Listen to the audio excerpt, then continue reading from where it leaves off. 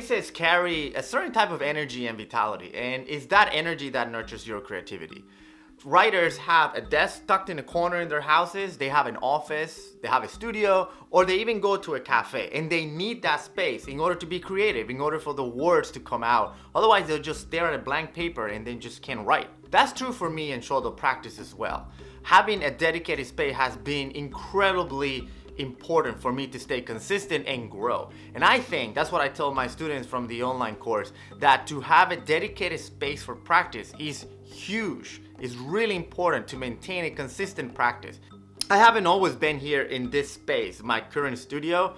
In the beginning, about 9 years ago, I just practiced on my dining room table. It was hugely inconvenient. It was kind of a pain because every time I wanted to practice, I had to like take everything out, put it on the table, do my practice, take everything away, clean it. And to be honest, that didn't really help my practice. I wasn't consistent because I was kind of lazy. I just didn't want to take everything out. I didn't want to clean it up. So I was like, I don't feel like it, instead of just like having the tools right there. So if I wanted to practice, all I had to do is just grab the brush. Eventually, I had an office in the apartment that I lived in. It was a really small apartment, it's like 900 square feet, and I had a really tiny office there. The apartment was carpeted, so as you can probably tell, that was not the best room for Sumi ink. I did spill a lot of ink all over the floor, and I had a desk with a computer and not really any room where I could like lay out my brushes. I didn't have an extra table. And then when Jasper was born in 2010,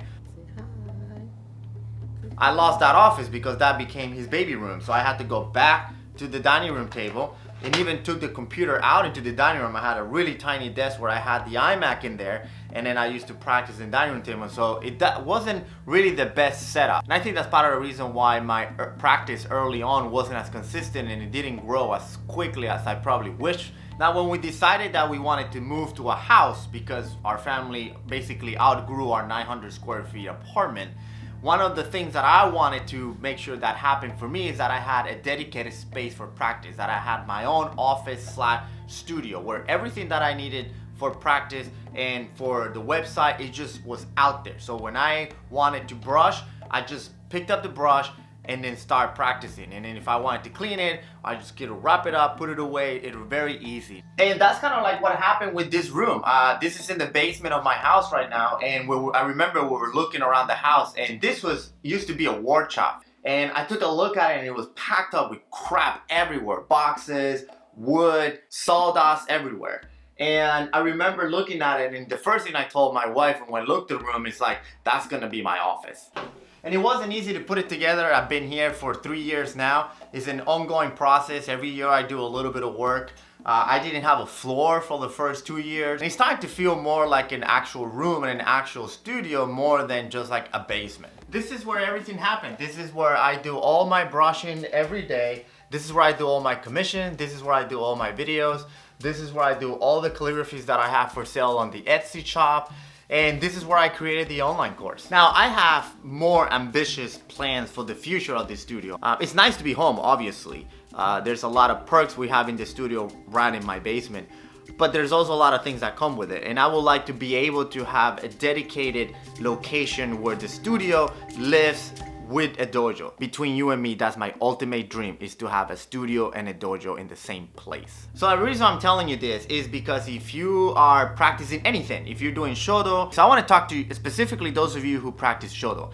If you don't have a dedicated space, I want to encourage you to find a dedicated space for your practice. You don't need a studio like this, but if you're doing a daily practice, or if you're doing a weekly practice, if you're doing more than that, you just have a space, have a table that is dedicated for that. Have a corner in your room, whatever the case may be, but just, it doesn't have to be big, it just have to be dedicated, where that space is strictly for shodo. It's like a mental preparedness. It's a mental state of mind that the space has a lot to do with it. I've been talking a lot about how to grow your practice, how to maintain a consistent practice, and I've talked about how putting up a timer, setting up a specific time of the day where you practice. I've talked about that, but I haven't really talked about the space part of it. And I think that's really important, and I wanted to kind of just share with you how I got to this space. So that's it for this one, but before I leave, I want to show you something.